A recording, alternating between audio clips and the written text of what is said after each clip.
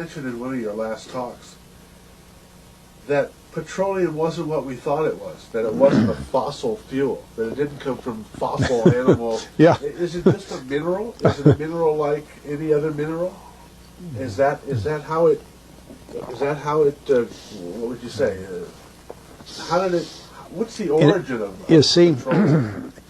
when they first found petroleum, because they were beginning to make motors and needed on axles or wheels on railroad trains and all that sort of thing, and remember trains started in the beginning of the 19th century, then oil went from just a lubricant to a fuel, and it made it valuable.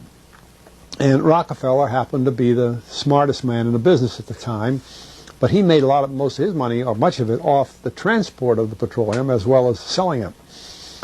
But one thing they realized was, because oil is putting a price on oil is like putting a price on a pail of water. You know, no initial cost. It's in the ground, and in those days they were, some of it, almost what you'd call surface mining the oil. They didn't go down deep.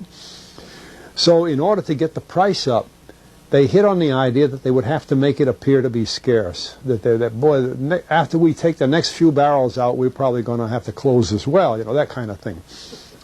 Well, a very fortuitous event. In 1892, there was a convention in Geneva of scientists to determine what organic substances are.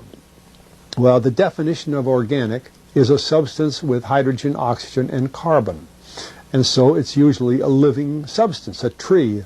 You analyze a dead tree, hydrogen, carbon, and oxygen, and grass, and so on, living things. Animals, we are hydrogen, oxygen, and carbon. So at this Geneva Convention, Rockefeller took advantage of sending some scientists over who said, oil, petroleum, is hydrogen, oxygen, and carbon.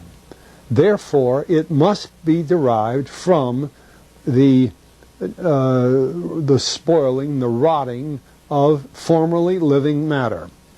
And playing the game properly, when this scientific convention was over, they defined oil as the residue from formerly living matter. Well, that makes it a fossil fuel. I don't know why they decided to use the word fossil, but it says formerly living matter, it's fossil.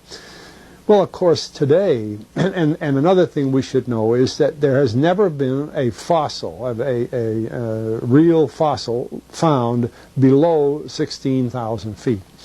And you can't argue at 16,000 as a level line, because someplace the ground sinks and so on. But 16 is what the scientists say, 16,000.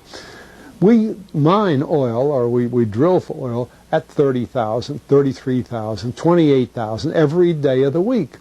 So right there we rule it out that it isn't fossil fuel.